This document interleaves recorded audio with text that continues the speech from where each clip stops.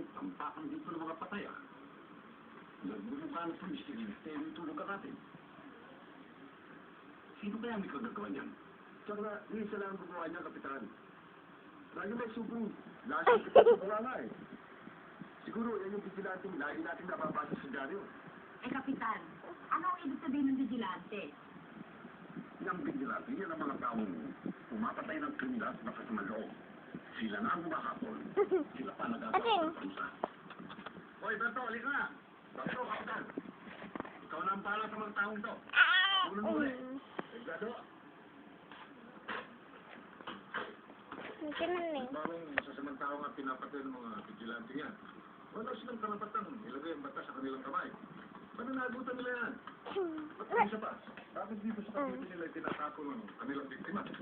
Human rights violation mo niya kayo. Violation na kung violation. Kung talagang tutusin, dapat ka magpasalamat tayo sa kanya. Nakatutulong siya sa atin, sa ating peace and order. Katulad ng nangyayari sa atin dito, tambak ang kaso. Minsan walang nalulutas. At lahat na lahat